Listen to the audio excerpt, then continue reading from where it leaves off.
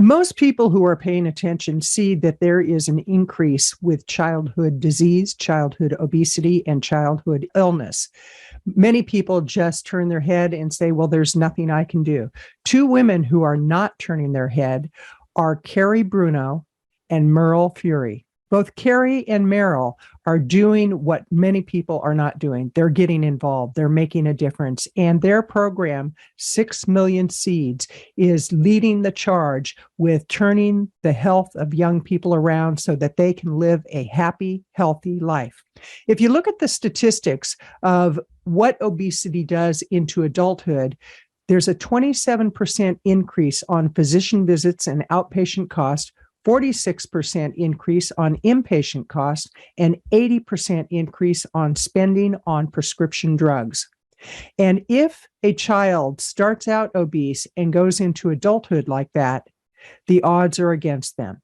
Listen in today as I talk with Carrie and Meryl about the 6 Million Seed Project and many other initiatives they're working on. You're in for a great treat. Are you ready to live the life you deserve? Do you want to feel vibrantly healthy and reach your optimal weight without dieting while being kind to animals and the planet?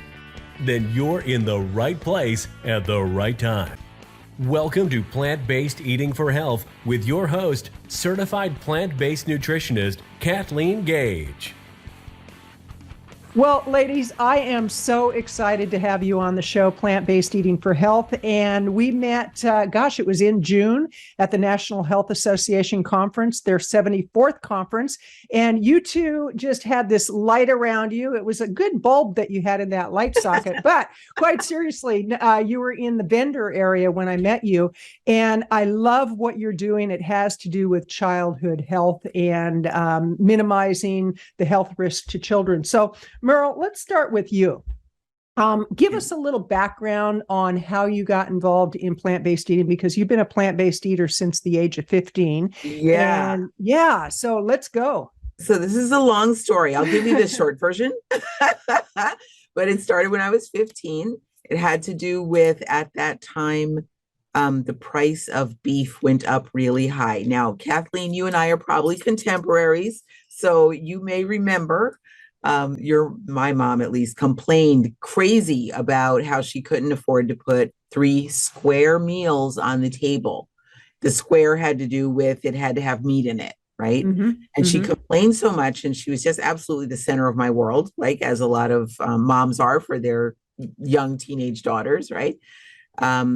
So I went over a friend's house. The friend and I decided that we would stop eating meat to save our mom's sanity, because it was just really distressing how upset they were about all this. So that was on a weekend. My mom came and picked me up from my friend's house. And this is a friend I'm still in close contact with. And I got in the car. I said, Mom, Lori and I decided that we're not going to eat meat anymore. And my mother was like, stop the car.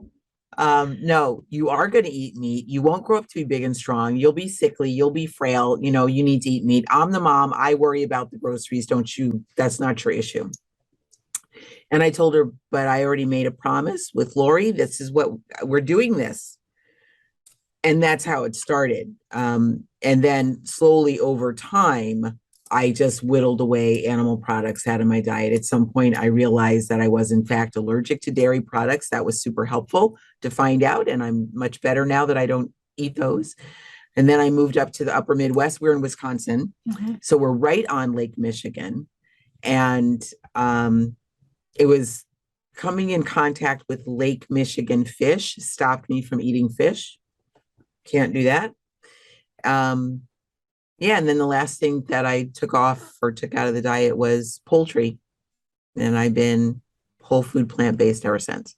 And how many years have you been 100% whole food plant-based? 100%, maybe 6 or 7 years now. Okay. And I actually started plant-based when I was 64 for inflammation, and I'm coming up on my 4-year anniversary.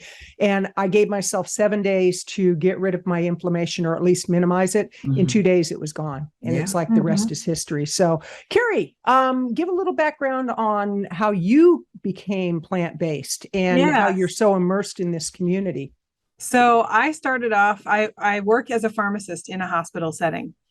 So I was working one night, and the coworker I was working with, he is also plant-based.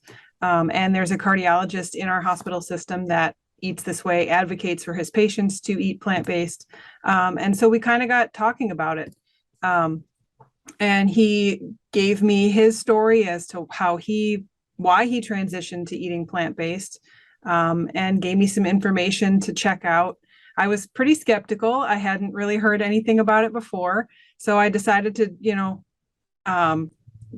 explore what he had presented to me and kind of check out the resources that he gave me. And I think I watched a couple documentaries and read a book or two, and just started realizing that even if half of the information that I was seeing was true, why didn't I know about this before?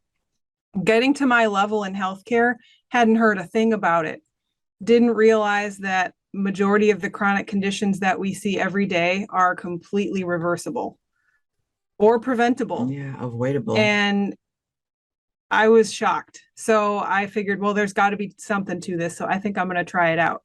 And I made that decision one day and never looked back. It was not an overnight transition. But I would say within a few months to a year, I was completely 100% in. And how long ago was that? About 5 years ago now. Okay, so I'm the baby here. I've got 4 years, you've got 5, and then Meryl, you've got 6 or 7 years, 100%. And it's so interesting because when I first got exposed to it, I had no clue what I was getting myself into and the shocking information I would learn. And you two focus a lot on children's health, and I definitely want to get into that. But I see that Carrie, you have your certification through eCornell University. I did that too. And Meryl, did you get certified through eCornell, or you did? Oh, yes. Actually, I'm honored to say I'm on their board of directors. So, okay. Yeah, How yes. did that happen? By the grace of God, divine intervention. I don't know. I made the acquaintance of Leanne Campbell. We did a special event with her through our nonprofit. And about a year or so later, she reached out to me and said they had an opening coming up on their board and invited me to apply.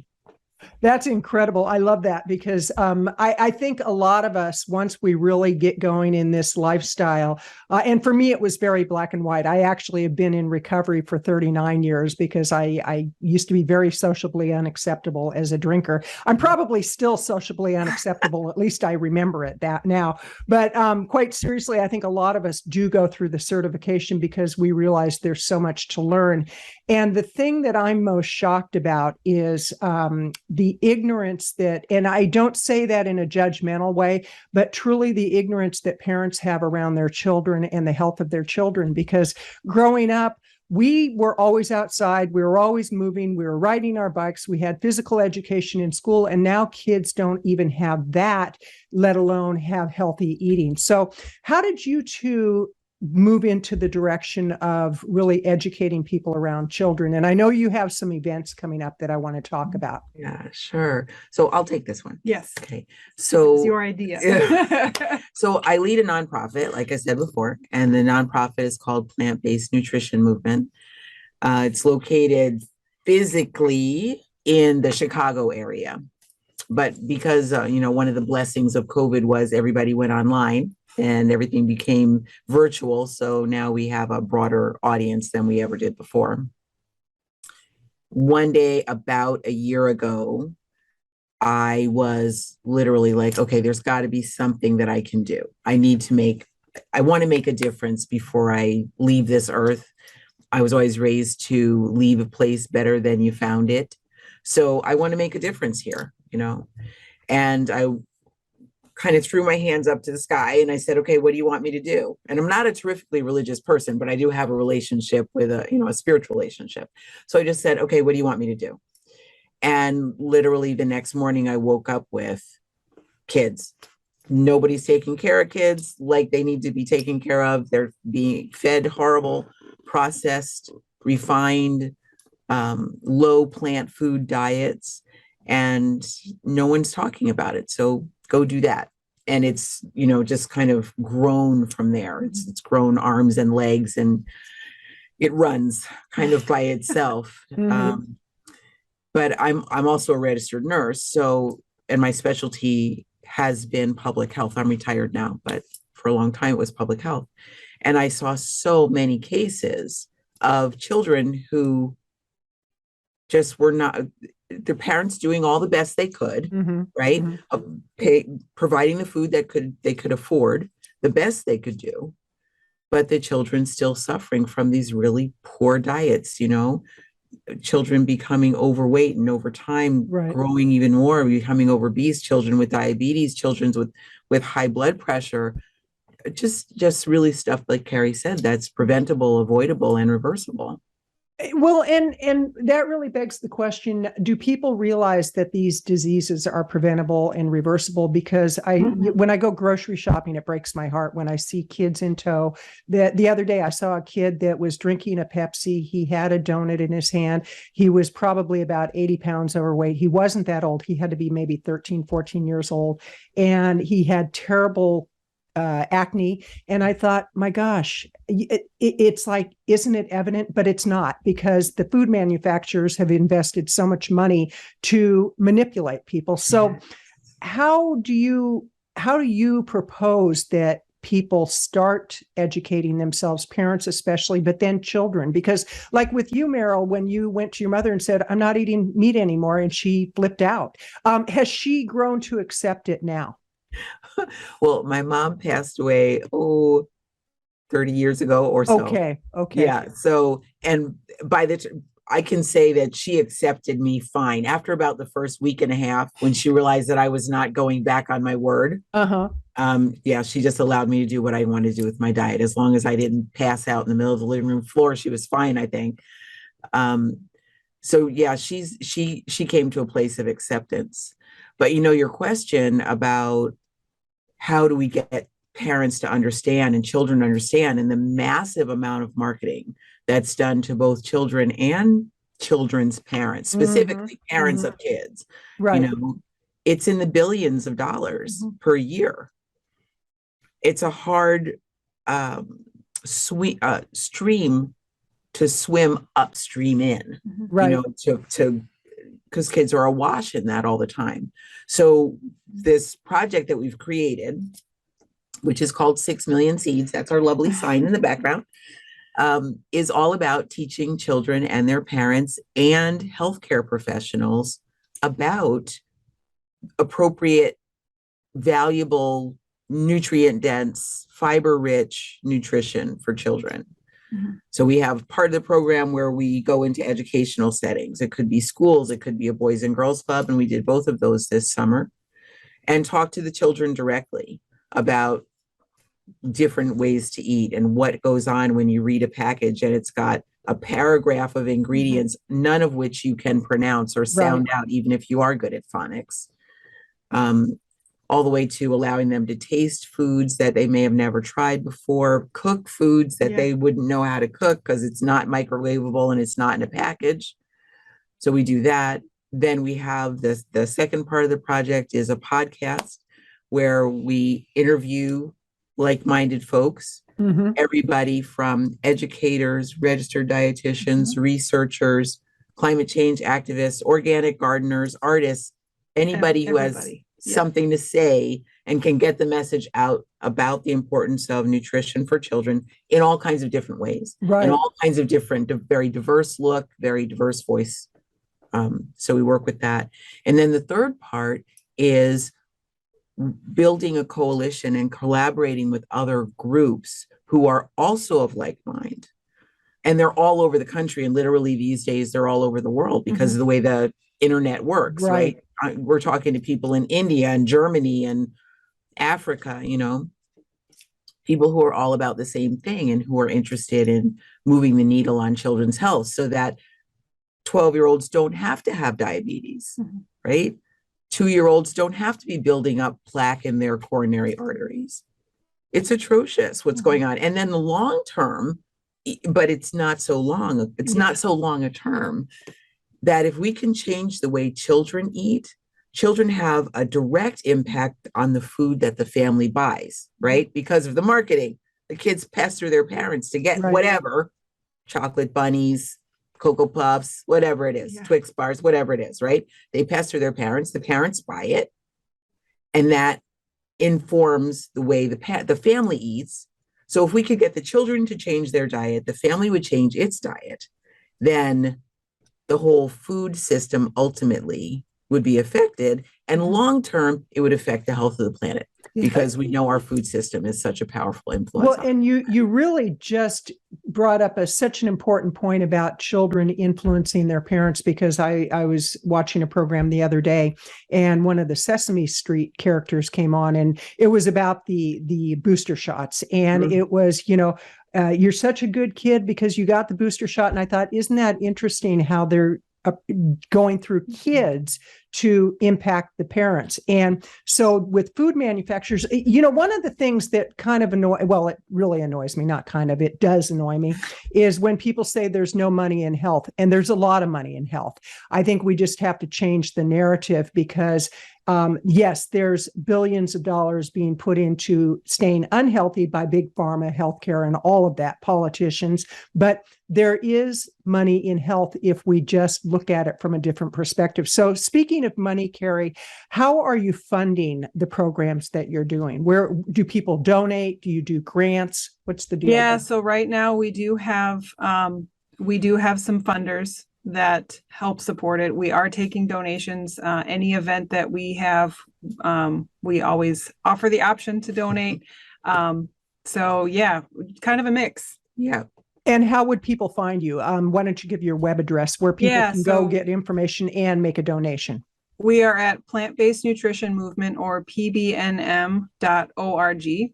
Okay, great. And then 6 Million Seeds is also on that page, so you can check out both at the same time. Mm-hmm. Wonderful. There's wonderful. a donation button on that page. All you have to do is click the button and it'll do that magic thing. And just click that button. And here's what I want everybody to do. I want you to go to PBMN.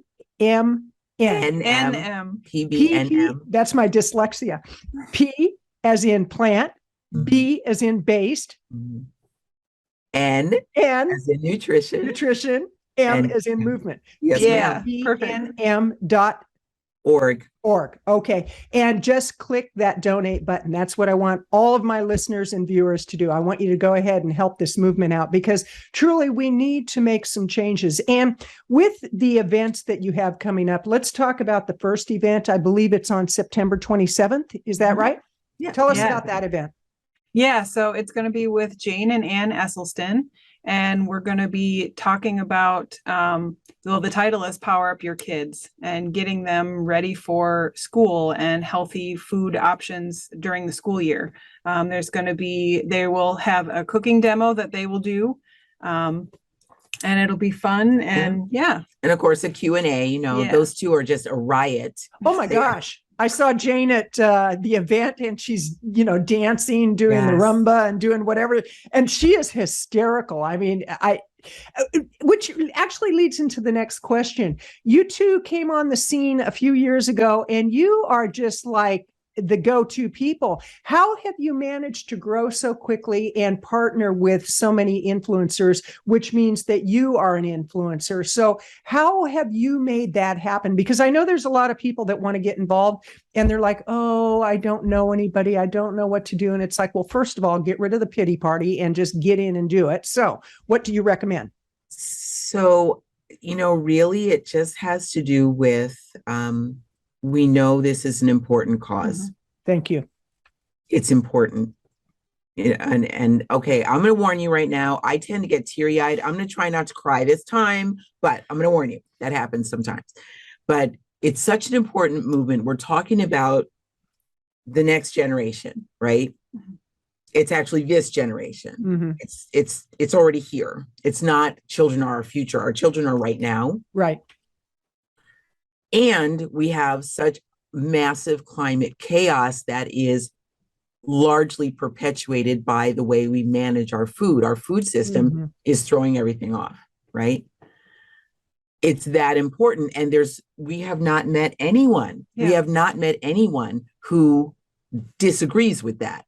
right? In this world, in the world of nutrition and climate change, there's no one who argues those facts, right?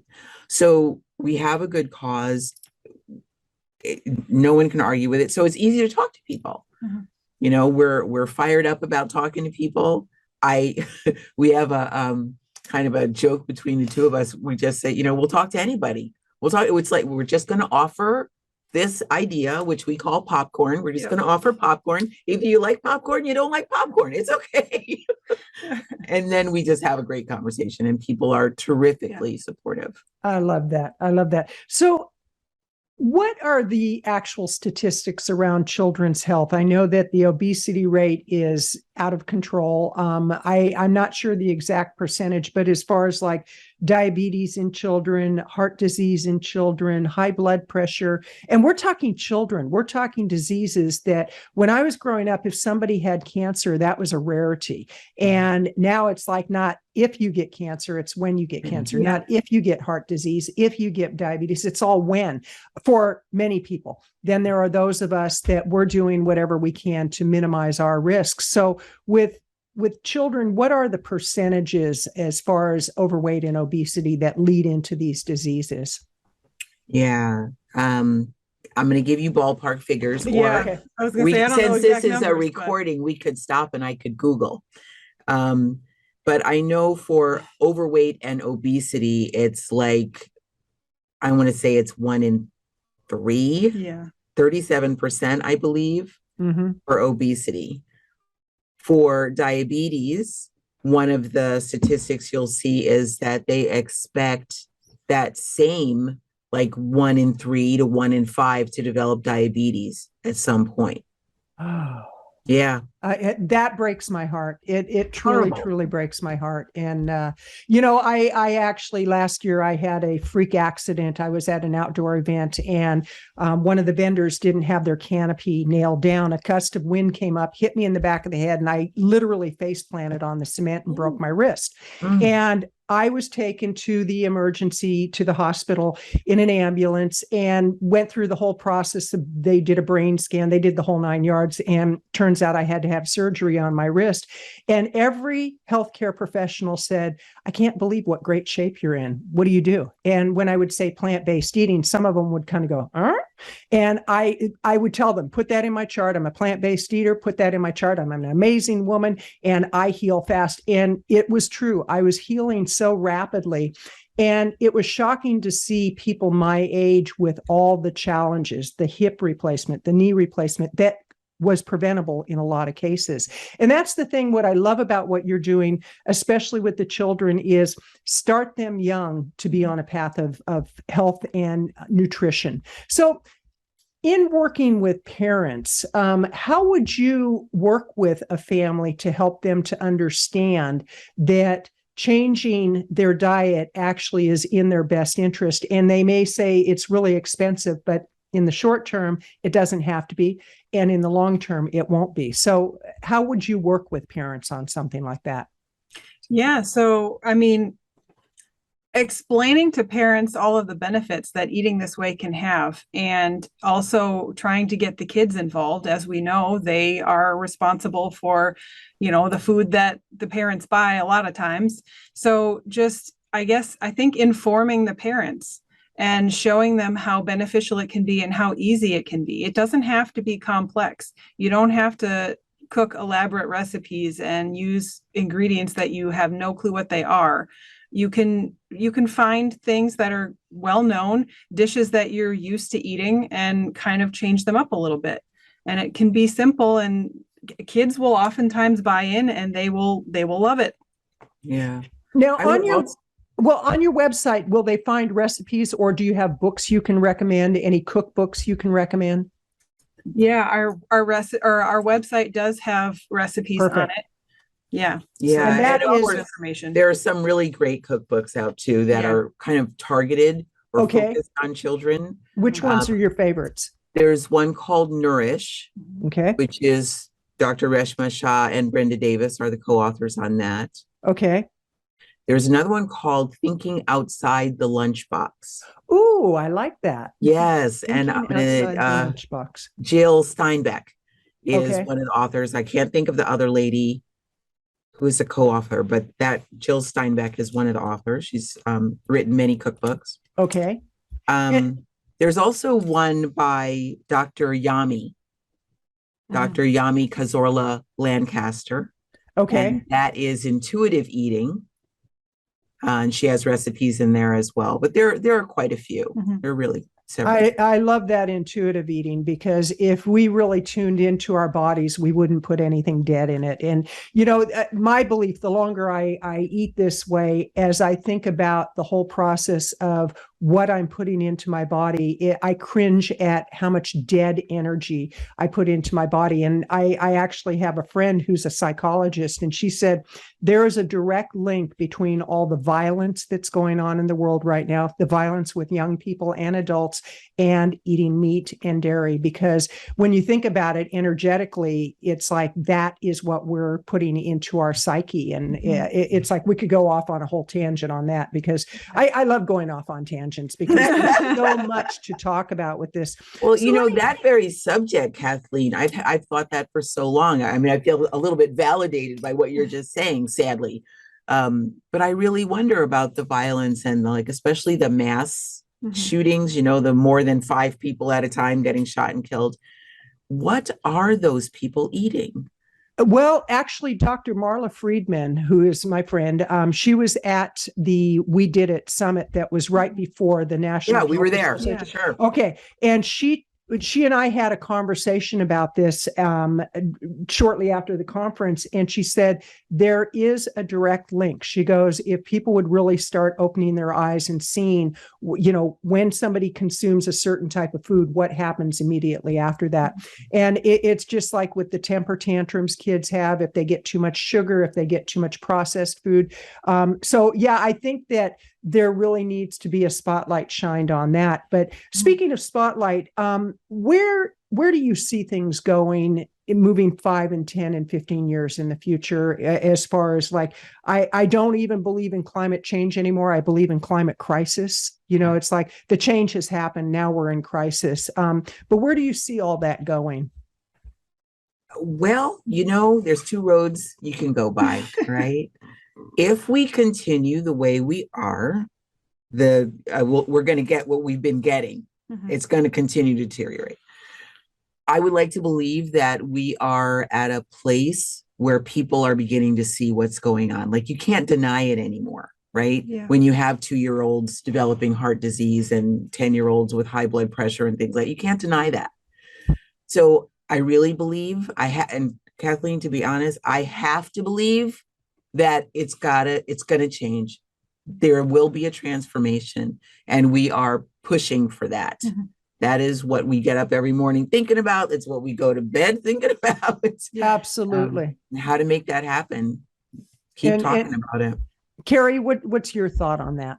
Yeah, so I would echo what she said, but it amazes me working in healthcare, what I see every day, and realizing that people they just don't know. And I hope that our project and all of the other organizations that are doing similar work and great things, I hope we can get this message out to as many people as possible, because I would love for people to realize that not only are the conditions that you have, that a lot of adults have currently are preventable, reversible, but that they start in kids. And that if we address this early enough, we don't have to have them go down that same path. Absolutely. And, the most loving thing we can do with children is to actually teach them healthy living. I mean, that absolutely is the most loving thing we can do. And it's just, there's so much work to be done, and we all do our advocacy work in whatever way we're called to. And I used to think, well, maybe I should start an organization. Maybe I should go out and work one-on-one with people. And what I realize is my advocacy work is through my podcast shows and my writing. And what you're doing is absolutely amazing. That's why I'm so glad that you came on the show. And tell us again about the events that you have coming up. I want to make sure that people know about that. I want to make sure that they go to your website, which is PBN as in Nancy or nutrition M. as in movement. So Right. pbnm.org. I want you to go there. I want you to hit the donate button, and I want you to get involved, because the life of your children, your own life, and the life of future generations, if there will be any, and there can be, really depends on it. So go ahead and talk about the events, if you would. Yeah, so the one we mentioned earlier is the one in September with Jane and Ann Esselstyn. It's the September 27th, and that will be a cooking demo with them, Q&A afterwards. Should be a fun time. And then we also have a large event coming up in December. It is our kickoff to a decade of child nutrition, decade of excellence in child nutrition, and that will be December 3rd through the 6th. Okay, and where does that take place? It's virtual. Oh, Yeah, great. both of them Okay. are totally online Yes. and available at no cost. You were reading my mind there. Those ESP classes paid off. Now, both of these events are absolutely free. Yes. Yes. What could be better than that? That is I know. awesome. I love it. I love it. Well, ladies, this has been truly a delight. I so appreciate what you're doing. I'm so glad that our paths crossed. I believe that's divine intervention. And I fully encourage people to go visit your website, make that donation, get the books, and attend the events. And please let your friends know that the events are going on. This is Kathleen Gage with Plant-Based Eating for Health podcast show, wishing you much health, much gratitude, much abundance, and much good life. Thank you for your commitment to an ethical life through plant-based food choices. The kind of choices that are kind to your body, the environment, and most of all, animals. Be sure to leave a review and rating of the Plant-Based Eating for Health podcast show.